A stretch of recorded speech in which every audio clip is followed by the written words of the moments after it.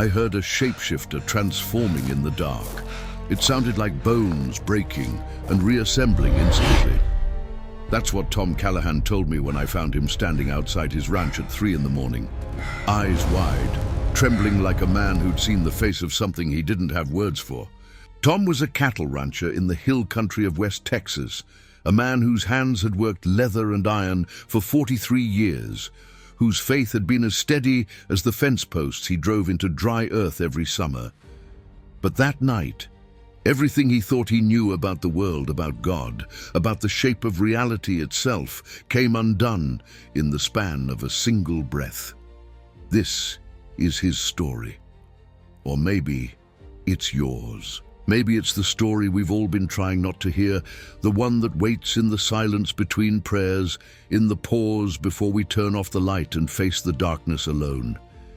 If you've ever felt that pull, that whisper, that something vast and incomprehensible is watching, waiting, reaching toward you from beyond the stars, then stay with me. Drop a comment right now if you've ever experienced something you couldn't explain, something that changed you. Let me know you're here. We're building something together, a community of seekers, of believers, of those brave enough to listen when the universe speaks. And if you haven't subscribed yet, do it now. You're going to want to hear where this goes. Because what Tom discovered that night wasn't just about him. It was about all of us, about what's coming, about the transformation that whispers through the fabric of time itself, breaking and remaking everything we thought was solid. Tom Callahan lived alone. His wife Sarah had passed 4 years prior, cancer taking her slow and cruel, and his son Michael had moved to Houston, chasing a life Tom couldn't understand, full of screens and crowds and noise. The ranch sat on 200 acres of limestone hills and mesquite, the kind of land that fights you for every blade of grass, that teaches you the difference between wanting and deserving. Tom's days followed a rhythm older than memory. Wake before dawn, feed the cattle, mend what broke, pray before meals, even though no one was there to see it, sleep when the work allowed. He'd stopped going to church after Sarah died, not out of anger exactly, but out of a weariness that felt too heavy to carry into a building full of people who wanted to tell him God had a plan. If God had a plan, Tom figured, it was written in a language he'd never learned to read. But he still prayed. Late at night, standing on his porch with a cup of coffee gone cold in his hands, he'd look up at the stars and talk to her, to Sarah, to whoever might be listening in that vast and empty dark. He never expected an answer.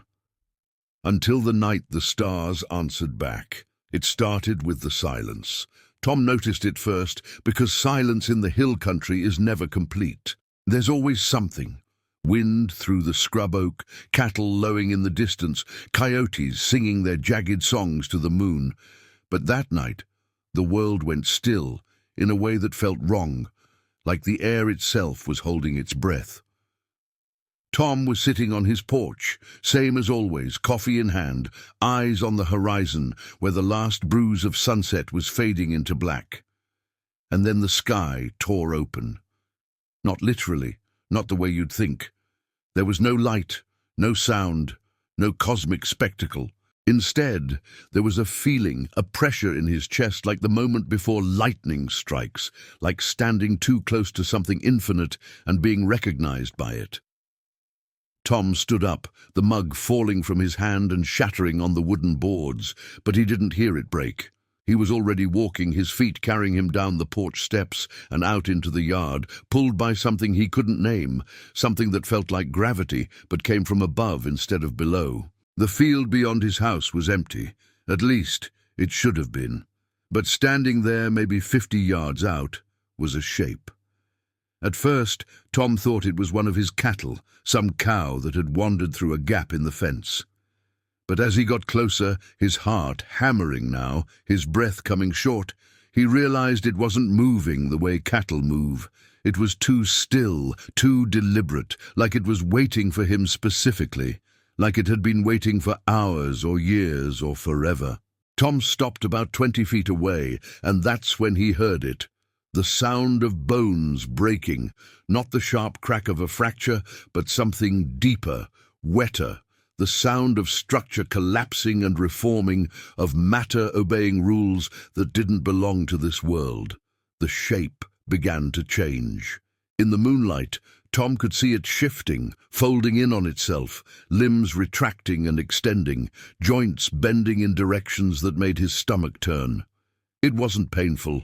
Somehow he knew that. It was natural, inevitable, like watching water become ice, like watching a chrysalis split open to reveal what had always been inside. And then it stopped. Standing before him was a man. Or something that wore the shape of a man the way you might wear a coat, something that fit but didn't quite belong. He was tall, taller than anyone Tom had ever met, with skin that seemed to drink in the moonlight instead of reflecting it, and eyes that held depths Tom couldn't measure, depths that made him think of the ocean at midnight, of spaces between stars where light had never reached. The man didn't speak. He didn't need to. Tom felt the words directly, not in his ears, but in his mind, in his chest, in the marrow of his bones. "I have been many things," the presence said, though said wasn't the right word. "I have walked in forms you would recognize, and forms you would flee from. I am old, older than your species, older than your son. And I have come because you called." Tom's mouth was dry. He tried to speak, to deny it, to say he'd never called anything, never asked for this, but the words wouldn't come. Because somewhere deep inside, in a place he'd buried under years of grief and routine and resignation, he knew it was true. Every prayer whispered to the empty dark, every moment of standing alone beneath the stars and aching for something more. Some sign that Sarah still existed somewhere, that his life had meant something, that he wasn't just waiting to die in the same place he'd been born. He had called, and something had answered. The being moved closer, and Tom should have run. Every instinct in his body screamed at him to turn and flee, to get back to the house, to lock the doors, and hide under the bed like a child. But he couldn't move.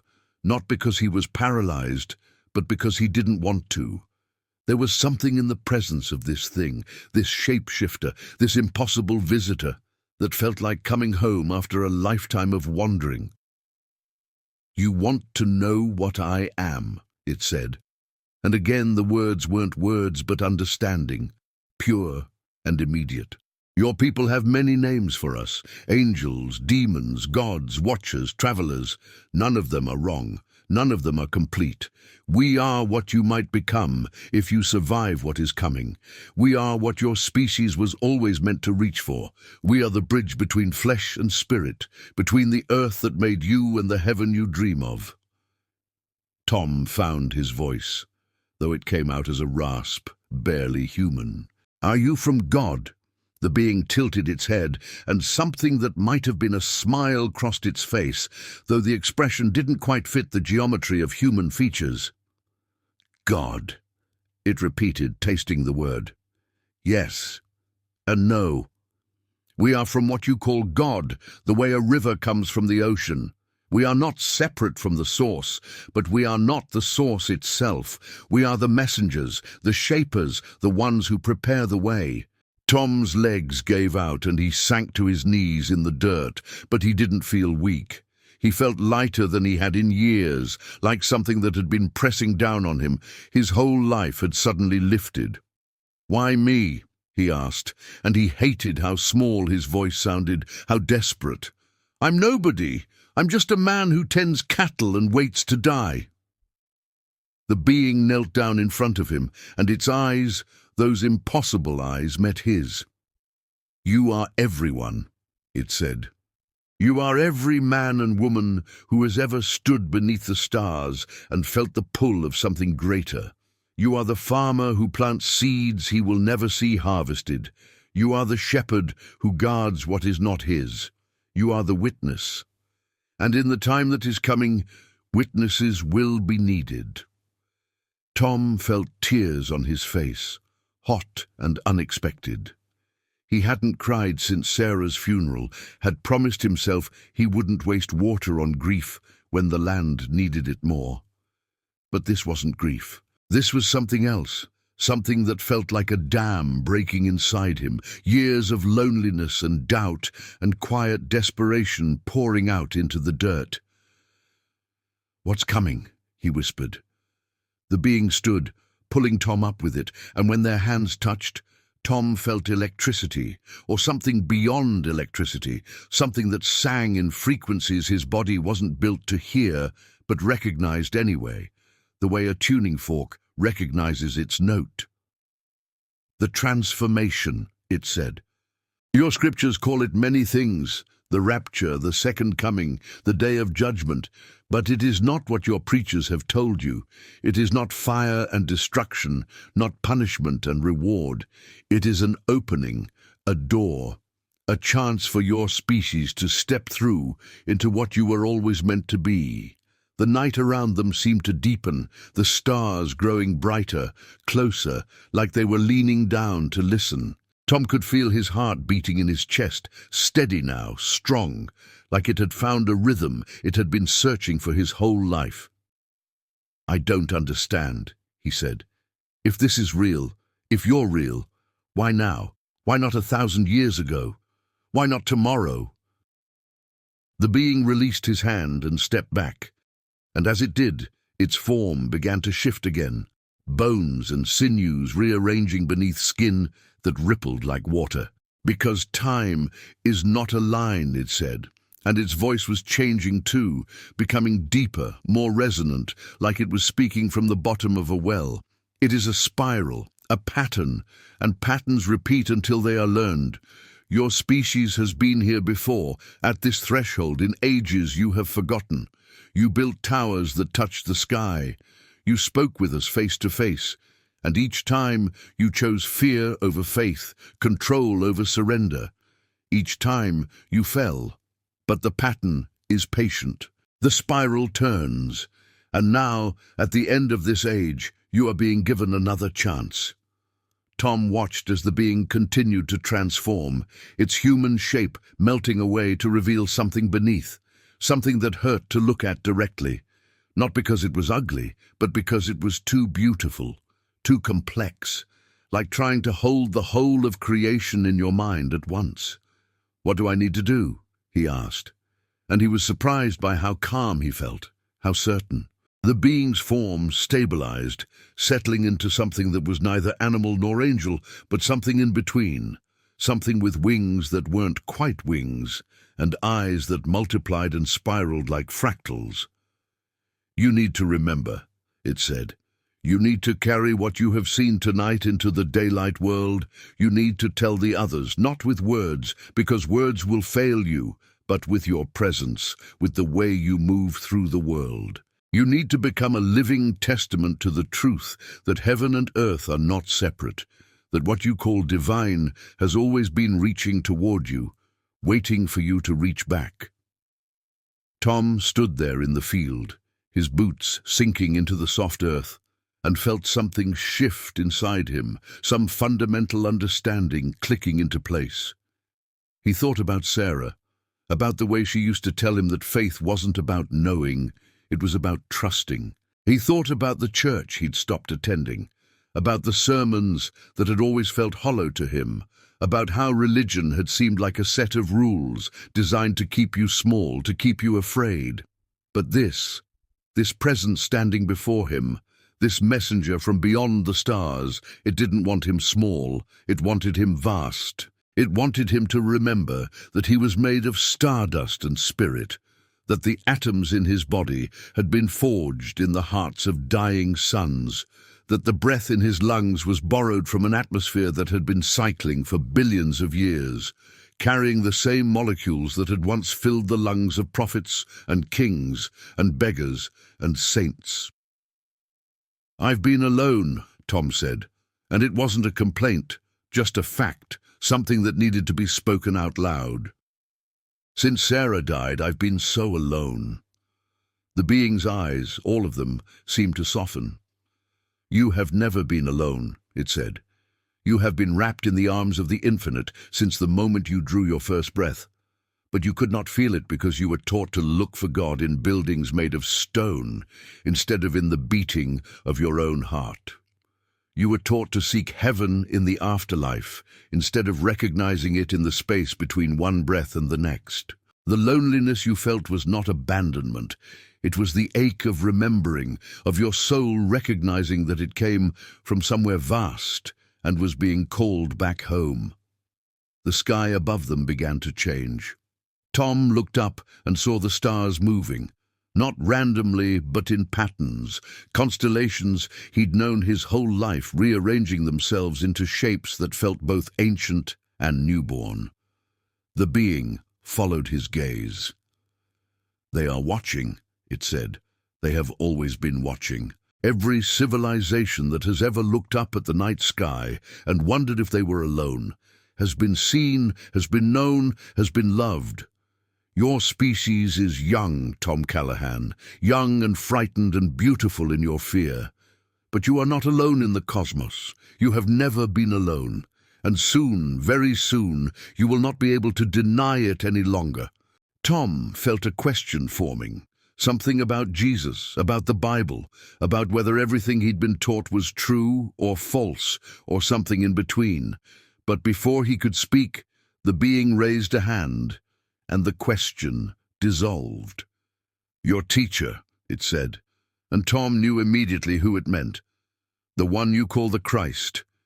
He was one of us, not in the way you think, not God made flesh in the literal sense, but a bridge, a human who remembered his divinity, who carried within him the codes of transformation, who showed you what you could become if you chose love over fear, surrender over control.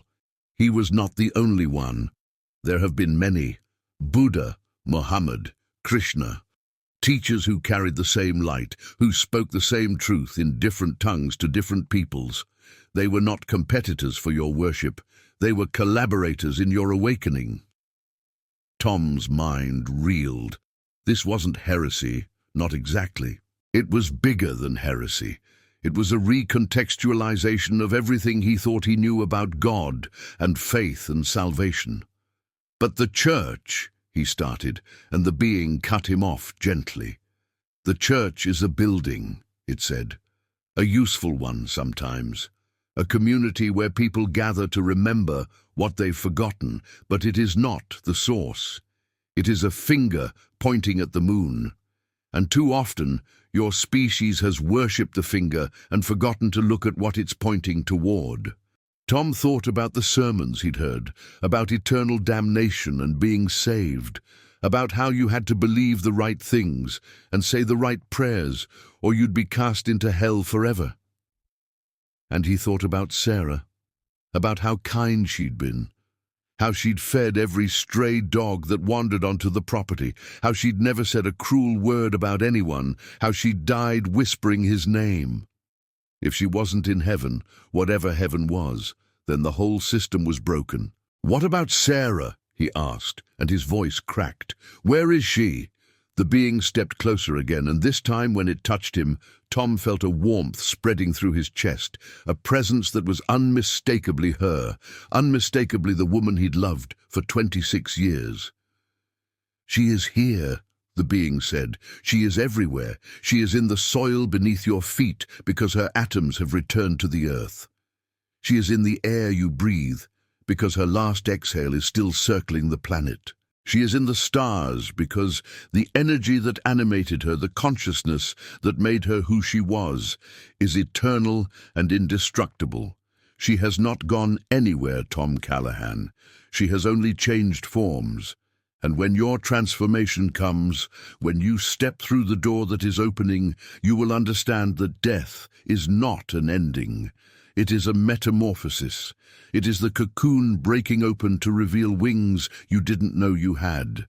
Tom broke then, fully and completely falling to his hands and knees in the dirt and sobbing like he hadn't sobbed since he was a child, great heaving gasps that shook his whole body. But even as he cried, he felt something shifting inside him, some hard and bitter thing that had been lodged in his chest for 4 years, finally dissolving, finally releasing its grip. The being knelt beside him, and though it didn't touch him, Tom could feel its presence like a hand on his shoulder, steady and sure. "The grief you carry is holy," it said. "Do not rush to let it go. It is the price of love, the proof that what you shared was real and deep and worth the pain of losing. But know this, you will see her again. Not in some distant afterlife, not in a heaven built of clouds and harps, but in the transformation, in the moment when the veil between worlds grows thin enough that you can reach through and touch what has always been there, waiting on the other side." Tom lifted his head, dirt and tears streaking his face, and looked into the being's eyes. "When?" he asked. "When will it happen?" The being stood, and its form began to shift again, bones cracking and reforming, limbs extending and retracting, the sound of flesh remembering other shapes, other possibilities. "Soon," it said. "The signs are already here. The world is changing faster than it ever has before. Technology that your grandparents would have called magic. Climate patterns that speak of an Earth in transition, wars and rumors of wars, fear spreading like a virus, but beneath all of it, beneath the chaos and the noise, there is a frequency rising, a call going out to everyone with ears to hear. The door is opening, Tom Callahan. And when it does, when the moment arrives, you will be ready, because you have seen me, because you have been marked." "Marked?" Tom stood on shaky legs, wiping his face with the back of his hand. The being nodded, and suddenly Tom felt it. A warmth in the center of his forehead, a tingling that spread down his spine and out through his limbs. "You carry the memory now," the being said, "the memory of what you truly are, of where you came from and where you are going. Most humans live their entire lives in a dream, convinced that the physical world is all there is, that they are separate from each other and from God and from the cosmos. But you have woken up, and once you wake up, you cannot go fully back to sleep. You will walk through your days differently now. You will see signs that others miss. You will feel connections that others deny. And when the transformation comes, when the sky splits open, and every eye sees at once, you will be a guide for those who are afraid, a lighthouse for those who are lost in the storm." Tom looked down at his hands, at the calluses and scars from decades of ranch work, and they looked different somehow, like they were glowing from the inside, like they were made of light, held together by the thinnest membrane of flesh. "I don't know if I'm strong enough," he said. The being's laugh was like wind through canyon walls, deep and echoing and somehow comforting. "Strength is not what will be required," it said. "Only willingness, only the capacity to say yes when the universe asks if you are ready to become what you were always meant to be. And you have already said yes, Tom Callahan. You said it every time you looked up at the stars and ached for more. You said it every time you knelt beside Sarah's hospital bed and prayed for a miracle even though you didn't believe one would come. You said it every time you woke up alone and chose to keep living anyway. The yes has been building in you for years. I have only come to tell you that your yes has been heard." The being began to walk backward, its form still shifting, still cycling through shapes and configurations that defied the limits of biology. "Wait," Tom called out, taking a step forward. "Will I see you again?" The being paused. "You will see us everywhere," it said, "in the stranger who offers kindness when you least expect it, in the dream that wakes you at 3 in the morning with a message you can't quite remember, but that changes everything anyway, in the bird that lands on your porch and looks at you with eyes that seem too knowing to be animal. We are not separate from you, Tom Callahan. We are the part of you that remembers what you forgot when you agreed to be born into flesh. We are your future selves, reaching back through time to guide you home. And then, with a final crack of bones and a shimmer of air, the being was gone. Not disappeared, not vanished into nothingness, but transformed, shifted into a form too small or too large or too strange for Tom's eyes to track. He stood there in the field for a long time, maybe hours, watching the stars slowly wheel overhead, feeling the earth solid beneath his feet, and somehow knowing, with a certainty that went deeper than thought, that everything had changed. He had been ordinary. He had been alone. He had been waiting to die. And now he was awake. Now he was marked. Now he was part of something so vast and ancient and beautiful that his mind could barely hold the edges of it. When Tom finally walked back to the house, the sun was beginning to rise, painting the eastern sky in shades of orange and gold. He felt different, lighter, like he'd set down a weight he'd been carrying so long he'd forgotten it was there. Inside, he made coffee, the familiar ritual grounding him even as his mind spun with everything he'd seen and heard. He thought about calling his son, about trying to explain what had happened, but he knew the words would sound insane, would make Michael worry and probably call a doctor. So instead, he sat on the porch with his coffee, watching the light spread across the hills, and he prayed. But it wasn't the same prayer he'd been saying for years, the rote recitation of gratitude and requests. This was something new, something wordless, a feeling of connection that poured out of him like water from a spring, natural and unstoppable. He prayed to Sarah, to the being in the field, to God or whatever lay beyond God, to the universe itself. And for the first time in 4 years, he felt an answer, not in words, but in the warmth of the sun on his face, in the smell of sage carried on the morning breeze, in the sound of cattle moving in the distance. Everything was alive. Everything was connected.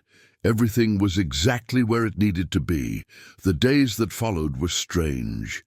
Tom went through his routines, feeding the cattle, mending fences, driving into town for supplies, but it all felt different now, like he was watching himself from a distance, like he was simultaneously fully present and observing from somewhere outside his body.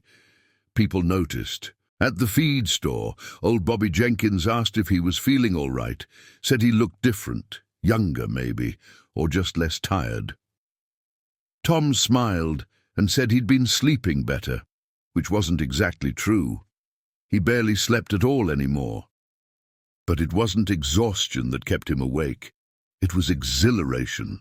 Every night, he'd stand on his porch and watch the stars, and sometimes he'd see things, movements in the sky that satellites couldn't explain, lights that pulsed with rhythms that felt intentional, like messages being sent in a code he was just beginning to understand. And sometimes, in the moments between waking and sleep, he'd hear that sound again, the sound of bones breaking and reforming, and he'd know they were close, watching, waiting. He started reading his Bible differently, looking for the passages he'd always skipped over, the ones about angels with many faces, about wheels within wheels, about Jacob wrestling with an angel and refusing to let go until he received a blessing.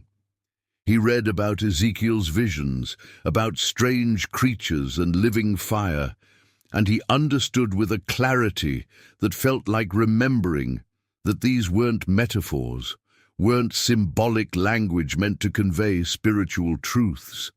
They were descriptions, imperfect, limited by the language and understanding of the time, but real. People had seen them. People had encountered the beings that moved between worlds.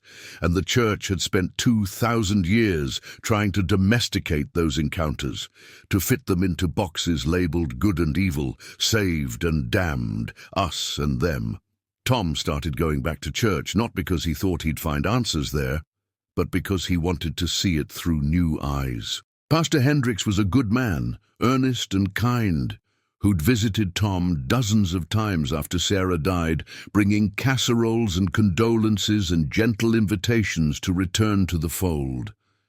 Now, sitting in the third pew from the back, Tom listened to the sermon about redemption and grace, and he heard the truth underneath the dogma. Hendricks talked about being born again, and Tom understood that it wasn't about saying a prayer or getting baptized. It was about transformation, about allowing yourself to be broken down and reformed into something new, about the death of the small self and the birth of the self that remembered its connection to everything. After the service, Hendricks shook his hand and Tom felt it again, that warmth, that certainty. The pastor was a good man, but he didn't know. He'd built his faith on a foundation of books and tradition, and he was doing the best he could with the tools he'd been given. But he'd never stood in a field at midnight and watched a being from beyond the stars shift through forms that defied the laws of physics. He'd never felt the presence of something so vast and loving that it made human concepts of God seem small and petty. Tom wanted to tell him, wanted to grab him by the shoulders and say, "It's all real, but not the way you think. It's bigger and stranger and more beautiful than any sermon could capture." But he didn't, because the being had been right. Words would fail him. This wasn't something that could be taught. It had to be experienced. Tom started noticing things he'd overlooked his whole life, the way light moved through leaves, creating patterns that seemed almost intentional, almost like language. The way birds would gather on his fence line at dusk, dozens of them, all facing the same direction, all silent, like they were waiting for a signal. The way his dreams had changed, becoming more vivid, more meaningful, full of symbols and images that felt like instructions, like a map being drawn in his subconscious. One night, he dreamed of Sarah. She was standing in a field of tall grass, wearing the yellow dress she'd worn on their first date, and she was smiling at him with that smile that had always made his heart skip. But when he got closer, he realized she wasn't quite solid. She was translucent, made of light and memory, and when she spoke, her voice came from everywhere at once. "I'm so proud of you," she said, and Tom started crying even though he was asleep. "I knew you'd find your way. I knew you'd see." He tried to reach for her, to hold her one more time, but his hands passed through her like she was made of smoke. "Where are you?" he asked, his dream voice breaking. "I'm here," she said, gesturing to the field, to the sky, to everything. "I've always been here. You just couldn't see me before, but you're learning. You're waking up, and soon, so soon, we'll be together again. Not the way we were, but something better, something that doesn't end." When Tom woke, the sun was already up and his pillow was wet with tears. But he wasn't sad. He was certain. Sarah was waiting for him. Not in some distant heaven, but in the transformation, in the moment when the boundaries between worlds dissolved and everything that had been separated rushed back together like rivers meeting the ocean. The weeks turned into months, and Tom's life took on a quality that felt both ordinary and miraculous. He still did his work, still tended his cattle, still drove into town for supplies. But everywhere he went, he started seeing others like him, people who'd been marked, who carried that same light in their eyes. They didn't speak about it, didn't compare notes or form groups, but they recognized each other. A waitress at the diner who gave him an extra smile and said, "Big change is coming, aren't they?" A mechanic in town who fixed his truck and refused payment, saying, "We take care of each other now, that's what matters." And an old woman at the grocery store who touched his hand and whispered, "Keep watching the skies, they're closer than ever." Tom understood that he wasn't alone in this. The beings were appearing to people everywhere, in cities and farms, in churches and mosques and temples, in bedrooms and mountains and deserts. The transformation wasn't something that would happen to a select few. It was being offered to everyone who was willing to receive it, everyone who could let go of their fear long enough to say yes. One evening in late autumn, Tom was sitting on his porch when he saw headlights coming up the long driveway. He wasn't expecting anyone, hadn't had a visitor in weeks except for the mailman and the occasional ranch hand looking for work. The truck pulled up and someone got out, and Tom's heart nearly stopped. It was Michael, his son, who he hadn't seen in over a year, standing there in jeans and a flannel shirt, looking nervous and determined at the same time. "Hey, Dad," Michael said, and his voice was different, softer, like something had gentled him. Tom stood up, his throat tight. "Michael, what are you doing here?" Michael climbed the porch steps and stood there, hands in his pockets, looking out at the sunset. "I had a dream," he said, "about Mom. She told me I needed to come home, that you had something to show me, that it was important." Tom felt tears prickling his eyes. This was it. This was the moment. He put a hand on his son's shoulder and said, "Come sit with me. We need to talk. And then we need to watch the stars." That night, father and son sat together on the porch, and Tom told him everything. About the being in the field, about the transformation that was coming, about the truth underneath all the religions and all the fear, about how death wasn't an ending and heaven wasn't somewhere else but a state of consciousness that humans could access if they remembered how.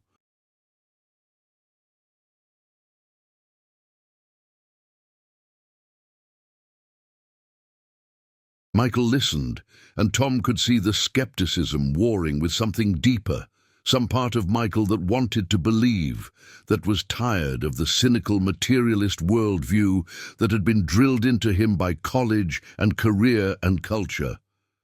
"I know how it sounds," Tom said. "I know it sounds crazy, but I'm not crazy, son.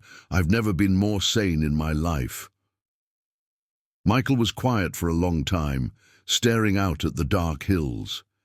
Then he said, "I saw something too. In Houston, 3 nights ago, I was driving home from work, and there was this light in the sky, moving in ways that nothing I know of can move. And I felt this pull, this certainty that I needed to come here, that you would understand." Tom nodded. "They're everywhere now," he said, "getting ready, preparing us. The veil is thinning, Michael, and when it tears completely, when the door opens all the way, everything is going to change." They sat there together watching the stars, and around midnight it happened. The sky lit up, not with one light, but with dozens, hundreds, moving in synchronized patterns that were impossible to explain as aircraft or satellites. They danced and swirled, forming shapes that felt significant, sacred, like some vast intelligence was writing a message in light for anyone willing to look up. Michael stood, mouth open, hand gripping the porch railing. "Dad," he whispered. "Dad, what is that?" Tom stood beside him, feeling that warmth in his chest again, that certainty. "That's them," he said. "That's the ones who've been waiting. They're showing themselves now because we're ready, because enough of us have woken up that the transformation can begin." The lights continued their dance, and Tom felt his son's hand find his, felt them standing there together the way they hadn't since Michael was a boy, united in wonder, in fear, in the breathtaking recognition that the universe was so much stranger and more beautiful than either of them had been taught. "What do we do?" Michael asked. Tom squeezed his hand. "We watch," he said. "We witness. We let ourselves be changed."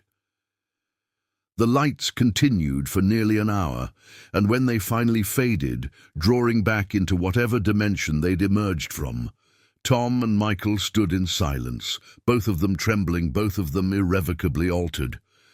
"I believe you," Michael said finally. "I don't understand it, but I believe you." Tom pulled his son into a hug, and they stood there on the porch, holding each other the way they'd needed to since Sarah died, but hadn't known how. "You're going to be okay," Tom said. "We're all going to be okay. This isn't the end of the world. It's the beginning of a new one." Michael pulled back, wiping his eyes. "Will it hurt?" he asked. The transformation. Will it hurt?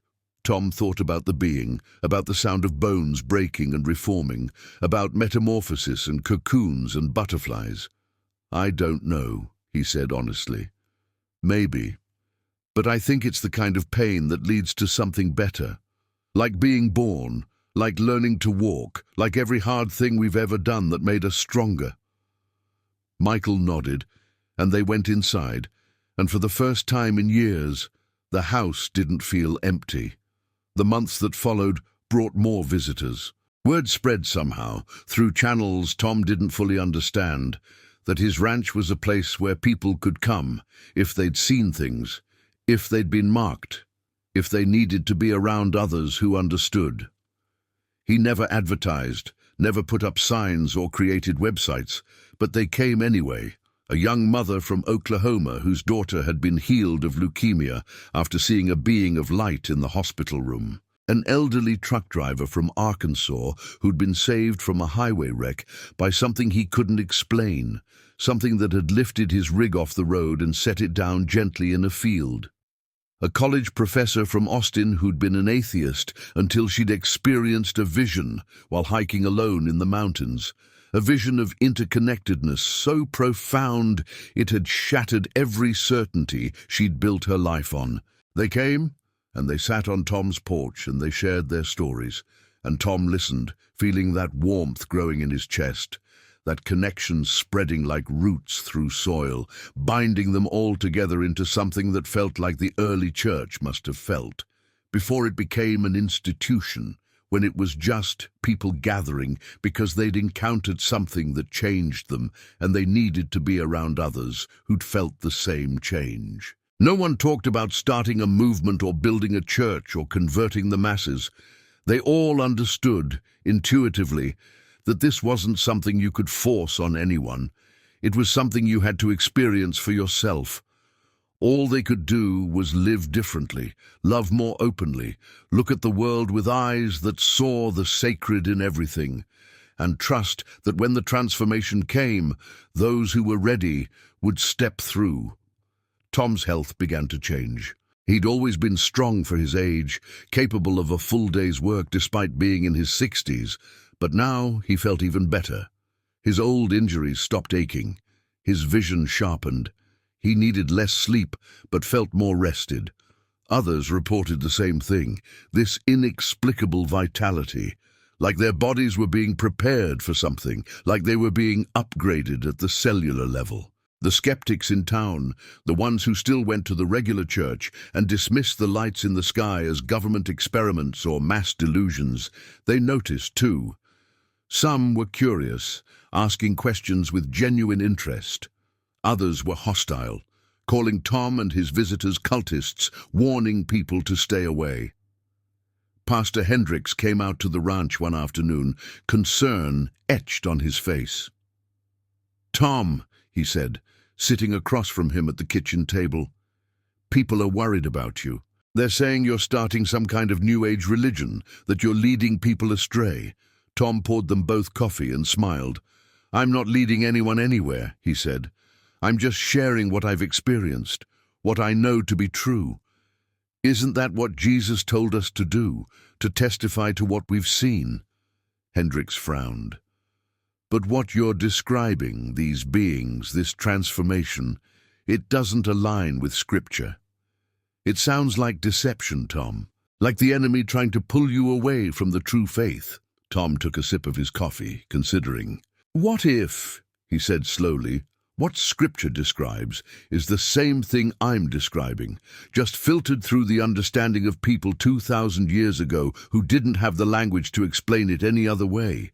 What if the angels and the second coming and the rapture are all real, but not in the literal way we've been taught? What if it's a shift in consciousness, a transformation of humanity into a higher state of being, and it's been prophesied by every major religion because it's always been part of the plan?" Hendricks looked troubled. "That's not orthodox, Tom. That's not what the church teaches." "I know," Tom said gently, "but maybe the church got some things wrong. Maybe we all did. Maybe we've been so focused on being right, on having the correct doctrine and believing the proper things, that we've missed the point. Maybe the point was always about love, about connection, about remembering that we're all part of the same divine whole. Hendrik stood, clearly uncomfortable. "I'll pray for you," he said. "I'll pray that you find your way back to the truth." Tom walked him to the door. "I appreciate that," he said, "and I'll pray for you too. That when the moment comes, when you see what I've seen, you'll be brave enough to let go of certainty and embrace mystery." They parted on civil terms, but Tom knew the pastor wouldn't be back. And that was okay. Not everyone would understand. Not everyone was ready. The transformation would come for all of them eventually, but some would resist, would cling to the old ways, would refuse to believe that something new and unexpected could also be divine. That was their right. Free will was sacred. But Tom wouldn't stop sharing his truth, wouldn't stop welcoming those who came seeking, wouldn't stop watching the stars and waiting for the moment when everything would finally make sense. Winter came to the hill country, bringing cold winds and rare snows that blanketed the ranch in white silence. Tom stood at his window one morning, watching frost patterns form on the glass, and saw in them the same sacred geometry he'd seen in the being's eyes, the same fractals and spirals that appeared everywhere once you knew how to look. Everything was connected. Everything was alive. Everything was part of the great unfolding pattern that humanity had been calling God for millennia, but had never fully understood. On Christmas Eve, a group of about 30 people gathered at Tom's ranch.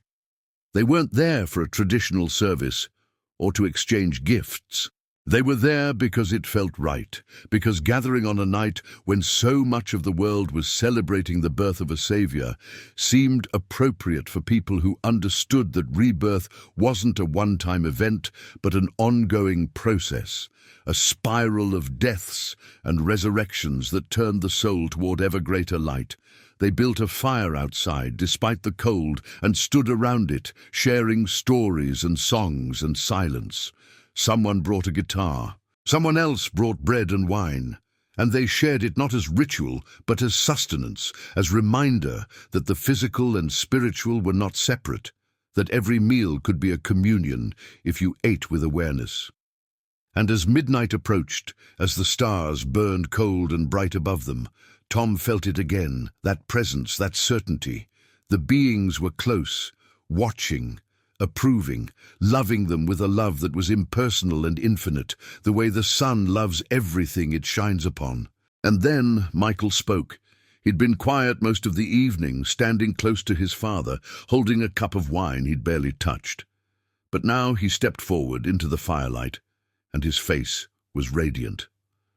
"I want to share something," he said, and his voice carried across the gathering.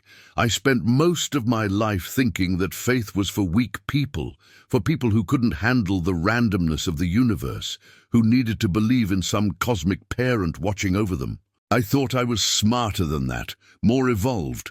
But I was wrong, not because I lacked faith, but because I was afraid. Afraid that if I opened myself up to something bigger than my own understanding, I'd lose control. I'd have to admit that I didn't have all the answers, and that terrified me." He paused, looking around at the faces watching him. "But then I came here, and I saw things I couldn't explain. And I felt something I'd never felt before, this sense that I was part of something vast and loving and purposeful, and I realized that faith isn't weakness, it's courage. It's the willingness to stand in the unknown and trust that you're held even when you can't see what's holding you." Tears were streaming down his face now, catching the firelight. "My mom used to tell me that love was the only thing that mattered, that everything else, all our accomplishments and possessions and certainties, would fall away in the end, but love would remain. I didn't understand what she meant, but I do now. Love is the fabric of the universe. It's the force that holds atoms together and makes stars burn and turns strangers into family. And what we're experiencing here, what we're preparing for, it's not about escaping this world or being rescued from it. It's about learning to love it so completely, so unconditionally, that we transform it just by being present in it. The gathering stood in silence, letting Michael's words settle over them like snow. And then, one by one, they began to share their own stories, their own moments of awakening, their own encounters with the beings who walked between worlds. An old rancher talked about the night his wife appeared to him 3 years after her death, not as a ghost, but as a presence of pure love that filled his bedroom with light and left him weeping with gratitude. A teenager spoke about how she'd been suicidal, standing on a bridge at 2 in the morning, and a stranger had appeared out of nowhere, someone who knew her name even though they'd never met, who'd talked her down and stayed with her until dawn and then vanished, leaving behind only a sense of being cherished beyond measure. A veteran described an experience in combat when a bomb should have killed him and his squad, but something had shielded them, something invisible that had felt like hands, thousands of hands, holding them safe while the world exploded around them. Each story was different, but they all pointed to the same truth, that the boundary between the physical and the spiritual was thinner than anyone had been taught, that beings of immense power and compassion were moving through the world, preparing humanity for a shift that would change everything. And as the fire burned down to embers and the sky began to pale with the approach of dawn, Tom felt a profound sense of peace. This was what he'd been called to do. Not to preach or convert or build an empire, but to create a space where people could remember what they'd always known but had forgotten, where they could speak their truth without fear of judgment, where they could prepare together for the transformation that was coming. The new year brought intensification. The lights in the sky appeared more frequently, visible now even to those who weren't looking for them, sparking debates on news channels and social media, inspiring both wonder and panic. Governments issued statements about atmospheric phenomena and experimental aircraft, but fewer people believed them. The veil was thinning rapidly now, and those with eyes to see could sense it, could feel the pressure building like the moment before a storm breaks. Tom's ranch became a gathering place for hundreds, then thousands. People camped in the fields, brought RVs, built temporary shelters. It wasn't organized or planned. There was no leadership structure, no hierarchy. People simply knew to come, and they came, drawn by something deeper than logic or reason. They came from all over the country, from all walks of life, from every religion and no religion. What united them wasn't belief in a particular doctrine, but a shared experience of the numinous, of having encountered something that shattered their previous understanding of reality and left them hungry for more. Tom walked among them, no longer just a rancher, but a witness, someone who carried the mark of transformation and could help others recognize it in themselves. He didn't lead meetings or give sermons. He just talked to people, one-on-one or in small groups, listening to their stories, offering validation and encouragement, reminding them that they weren't crazy, that what they'd experienced was real and significant and part of a larger pattern that was unfolding across the world. One afternoon in February, as Tom was walking through the encampment, he heard a commotion near the southern edge of the property. People were gathering, pointing at something in the sky. Tom's heart began to race. He pushed through the crowd and looked up, and there it was, hovering maybe 100 feet above the ground, a craft or entity that defied easy description. It was massive, larger than any airplane, but it moved with the grace of a bird, tilting and shifting in ways that shouldn't be possible given its size, and it was beautiful, covered in patterns of light that pulsed and swirled like living fractals. The crowd stood in awed silence, and then someone began to sing. It started as a hum, wordless and instinctive, but others picked it up, adding harmonies, until the whole gathering was singing together, hundreds of voices creating a sound that felt ancient and newborn at once. And the craft responded. Its lights pulsed in time with the music, and Tom felt it again, that presence, that intelligence that was vast and loving and utterly alien, yet somehow familiar. This was it. This was the moment they'd been waiting for. The beings were revealing themselves fully now, not to a chosen few, but to everyone, because the time had come. The transformation was beginning. The craft lowered slowly, gracefully, until it was hovering just above the ground in Tom's largest pasture. A section of its surface opened, though there was no visible door or seam, just a sudden aperture of light. And they emerged. 3 of them, tall and luminous, moving with that same liquid grace Tom had seen in the being who'd first appeared to him. They stood at the threshold of their craft, looking out at the gathered humans, and Tom felt a wave of emotion so powerful it brought him to his knees. This was first contact, real and undeniable, happening not in some government facility or major city, but here, on a cattle ranch in rural Texas, witnessed by hundreds of ordinary people who'd been prepared not through scientific study or military training, but through faith, through openness, through the willingness to believe that the universe was more than matter and void. The beings didn't speak. They didn't need to. Their presence communicated everything. Welcome. We have been waiting for you. You are ready. The transformation has begun. Tom felt hands helping him to his feet, Michael on one side and a woman he'd never met on the other, and together with the rest of the gathering, they walked forward, toward the craft, toward the beings, toward the threshold between what they had been and what they were becoming. There was no fear, only wonder. Only the breathtaking recognition that everything they'd been told was impossible was happening right now, right here, and they were part of it. As they approached, Tom noticed that the beings were changing again, shifting through forms as if trying to find shapes that would be most comfortable for human eyes. One settled into something almost human, tall and androgynous, with eyes that held galaxies.